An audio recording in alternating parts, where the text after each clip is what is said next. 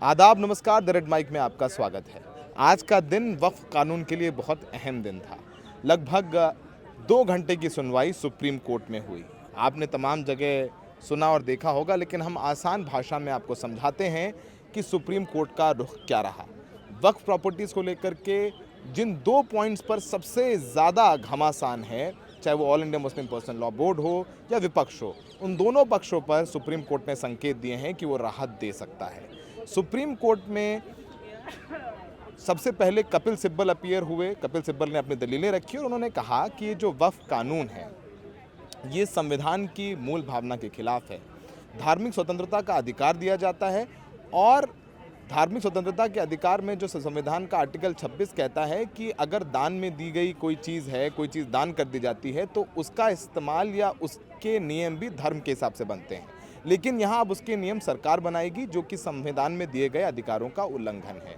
अब इसमें एक पॉइंट को लेकर कपिल सिब्बल ने कहा कि अब बताइए कि अब ये मुझे साबित करना होगा कि मैं 5 साल से प्रैक्टिसिंग मुसलमान हूँ। मैं पैदा हुआ और मैं मुसलमान के घर पैदा हुआ तो मैं मुस्लिम हो जाता हूँ। अब लेकिन मुझे इसका साक्ष्य देना होगा, सबूत देना होगा। अगर मुझे अपनी प्रॉपर्टी दान में देनी है, वक्फ करनी है, तो मुझे सबूत देना होगा कि मैं 5 साल से प्रैक्टिसिंग मुस्लिम हूँ। ये बहुत वेग है, ये बहुत अटपटा है। ये सब बातें कपिल सिब्बल ने कहीं, अभिषेक मनु सिंघवी ने भी अपनी दलीलें रखी। फिर उसके बाद सरकार से सुप्रीम कोर्ट ने कई तीखे सवाल पूछे। सुप्रीम कोर्ट ने पूछा कि आप ये बताइए, जो सबसे बड़ा पॉइंट है वक्फ बाय यूज़र। अब जो नया कानून है वो ये कहता है कि अगर रजिस्टर्ड नहीं है, अगर कोई मस्जिद मदरसा वक्फ है और वो रजिस्टर्ड नहीं है, तो उसका फैसला नए कानून के हिसाब से होगा, कलेक्टर करेगा या सरकारी अधिकारी करेगा, उसे हम वक्फ नहीं मांगेंगे। तो सुप्रीम कोर्ट ने कहा कि भैया ये बताओ कि बहुत सारी कई 100 साल पुरानी मस्जिदें हैं, मदरसे हैं, जिनके कागज़ ही नहीं हैं, तो रजिस्टर्ड कैसे हो जाएंगे, उनकी रजिस्ट्री कैसे हो जाएगी? ये तो बड़ा गड़बड़ हो जाएगा। सुप्रीम कोर्ट ने कहा कि एक बात बता दूं कि उपयोगकर्ता द्वारा वक्फ 1925 से पहले स्वीकार किया जाता था। अब इसे शून्य घोषित कर दिया गया है या अस्तित्वहीन घोषित कर दिया गया है। अपने बयान में सावधानी बरतें, ये सुप्रीम कोर्ट ने कहा सरकार के वकील तुषार मेहता से। अगर पहले से ही स्थापित है तो क्या इसे शून्य घोषित कर दिया जाएगा या अस्तित्व में रहेगा? यानी वक्फ बाय यूज़र मतलब कई 100 साल से अगर मान लीजिए किसी ज़मीन का इस्तेमाल किया जा रहा है नमाज पढ़ाने में, मस्जिद है, मदरसा है या कब्रगाह है और वक्फ है, लेकिन वो रजिस्टर्ड नहीं है, तो नया कानून कहता है कि वो चैलेंज हो सकता है और उसका फैसला सरकारी कलेक्टर करेगा। तो सुप्रीम कोर्ट ने पूछा है कि ये बताइए भैया कि जहाँ पर सैकड़ों सालों से नमाज पढ़ी जा रही है, कागज़ नहीं है, तो क्या अब चला गया इसका स्टेटस वक्फ का? ये समझाओ। सीजेआई ने कहा कि जो कानून है उसमें कहा गया है कि इस शब्द से आपका क्या मतलब है? न्यायालय के समक्ष, अंग्रेज़ों से पहले हमारे पास पंजीकरण अधिनियम नहीं था। अंग्रेज़ों से पहले कोई प्रॉपर्टी रजिस्टर तो होती नहीं थी। अब मुगलों के ज़माने में कोई रजिस्ट्री हो रही थी? नहीं हो रही थी, तो कागज़ कहाँ से होंगे? अब 13वीं, 14वीं और 15वीं शताब्दी में कई मस्जिदें बनाई गईं। आप उनसे बिक्री विलेख प्रस्तुत करने की अपेक्षा करते हैं, जो असंभव है। यानी अगर मान लीजिए कोई मस्जिद 14वीं शताब्दी की है, उसे बोले नहीं कागज़ लाओ कि इसे वक्फ किया गया, इसकी रजिस्ट्री है कि नहीं है, वो कहाँ से लाएगा? सुप्रीम कोर्ट ने और भी कई बातें कहीं। अब सुप्रीम कोर्ट ने ये भी पूछा कि जस्टिस विश्वनाथ ने कहा कि ये दलील गलत है कि हिंदू ट्रस्ट में सिर्फ हिंदू और यहाँ दूसरे लोग भी हैं। सुप्रीम कोर्ट ने इस बात भी आपत्ति जताई कि भाई अगर कोई हिंदुओं का ट्रस्ट है, मंदिर का कोई ट्रस्ट है, तो उसको मैनेज तो हिंदू करते हैं, लेकिन यहाँ पर मुसलमानों के अलावा इसमें दूसरे मज़हब के लोग क्यों डाले जा रहे हैं? इस पर भी सुप्रीम कोर्ट ने सवाल पूछा है। सीजेआई ने कहा कि अंग्रेज़ों से पहले रजिस्ट्रेशन की व्यवस्था नहीं थी, पुरानी इमारतों का रजिस्टर्ड वक्फ कैसे हो सकता है? सीजेआई ने कहा कि वक्फ कानून का दुरुपयोग होता आया है, लेकिन वक्फ बाय यूज़र को पूरी तरह रोक देना सही नहीं लगता।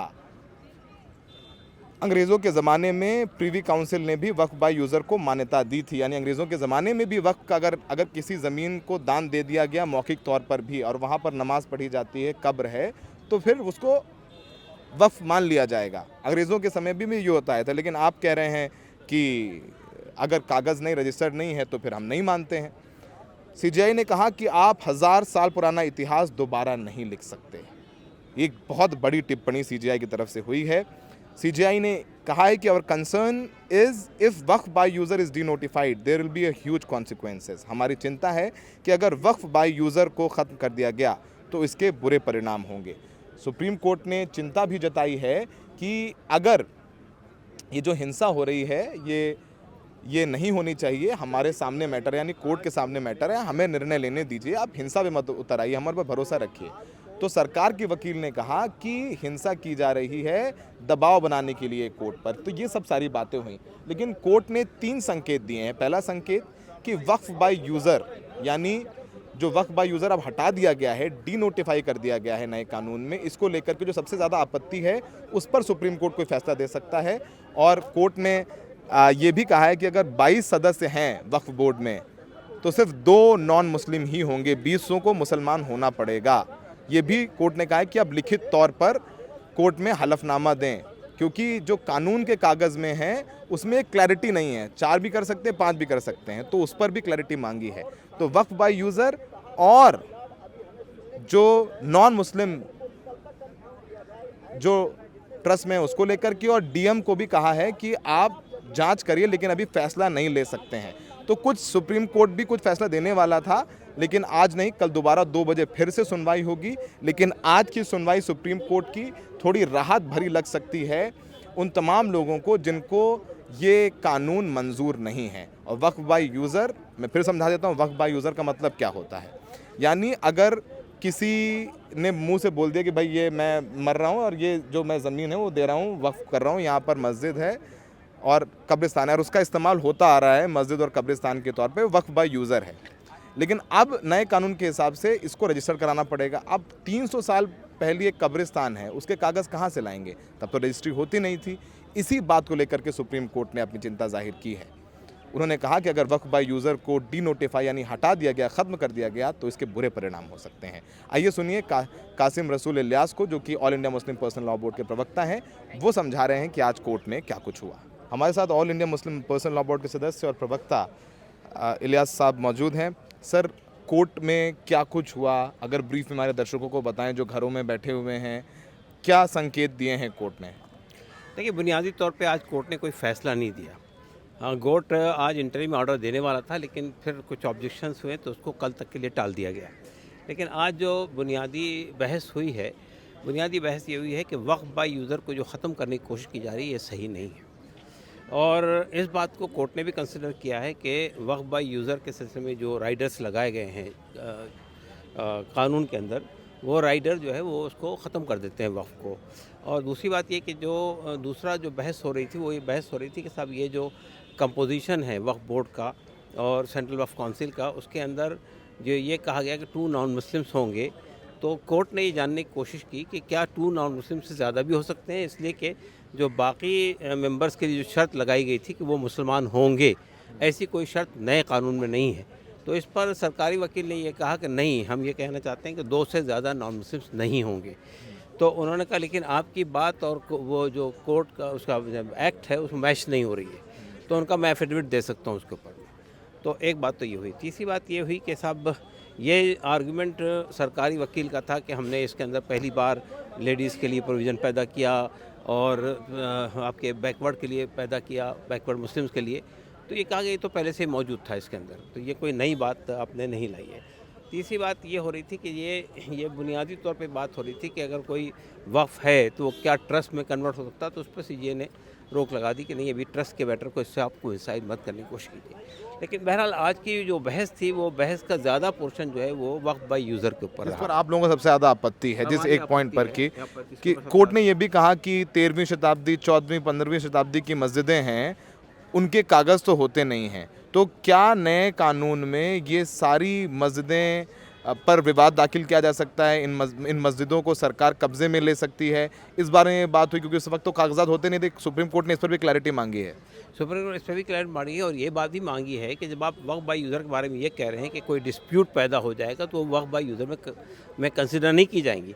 तो ये पूछा कि डिस्प्यूट पहले से चला रहा था वो या नया डिस्प्यूट पैदा हो सकता है, तो इस पर भी कोई क्लियर जवाब नहीं मिला कोर्ट को। तो बहरहाल बात यह है कि ये तो इसके अंदर ये प्रोविज़न ऑलरेडी शामिल है कि अगर जब भी कोई डिस्प्यूट पैदा हो जाएगा तो वक्फ बाय यूज़र कैटेगरी से निकल जाएंगे। दूसरी बात ये बात आई कि सब ये जो आपने कलेक्टर के हवाले किया और फिर डिजिग्नेटेड ऑफिसर्स को बनाया जा रहा है उसके ऊपर में कि अगर गवर्नमेंट की कोई डिस्प्यूट है वक्फ बोर्ड के साथ में तो it will not be decided by tribunal, ये जो है वो उससे ये डिसाइड करेगा डिजिग्नेटेड ऑफिसर। तो ये एक्स्ट्रा यानी जब डिजिग्नेटेड ऑफिसर गवर्नमेंट अपॉइंट करेगी तो फिर वो किसके हक़ में फ़ैसला करेगा, तो ये बात भी गलत है। फिर वो ट्राइब्यूनल की कंपोजिशन पे भी बहस हुई। तो ये सब चीज़ें आज हुई है, लेकिन ये आज कोई कंक्लूसिव ऑर्डर नहीं हुआ है, कल फिर सुनेंगे लोगों को। आप कैसे देखते हैं आज की जो पहली दिन की सुनवाई है, जैसे हम लोग पत्रकार हम समझ रहे हैं, तो आपकी आपत्ति जिन दो बड़े बिंदुओं पर थी कि एक वक्फ बाय यूज़र को लेकर के थी कि ये डीनोटिफाई हो जाएगा, और दूसरा जो नॉन मुस्लिम्स को बोर्ड में शामिल किया जा रहा है, इन दोनों पर ही सुप्रीम कोर्ट ने काफ़ी क्लैरिटी मांगी है सरकार से। इनफैक्ट इंटरिम ऑर्डर भी सुप्रीम कोर्ट लिखवा रहा था, लेकिन फिर उन्होंने नहीं लिखवाया। तो आज आप कैसे देखते हैं आज की सुनवाई को?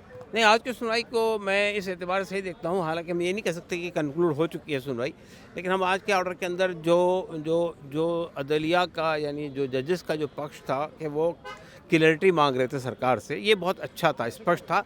उन्होंने कहा आप जो बात कह रहे हैं और जो कोर्ट का यानी वो जो कानून है वो दोनों चीज़ें मैच नहीं हो रही है।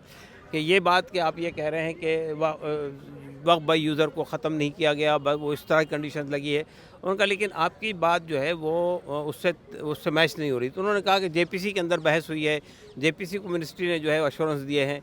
तो उनका जेपीसी कोई इशू नहीं है, असल इशू ये है कि आप ये बताइए कि लिखा क्या है उसके अंदर, कानून के अंदर जो कानून मंजूर हुआ उसमें क्या लिखा हुआ है, उसको किस तरह मिस इंटरप्रेट किया जा सकता है। तो उनका नहीं, कोई मिस इंटरप्रेट नहीं किया जा सकता है, हम चाहें तो इसके ऊपर में एफिडेविट दे सकते हैं।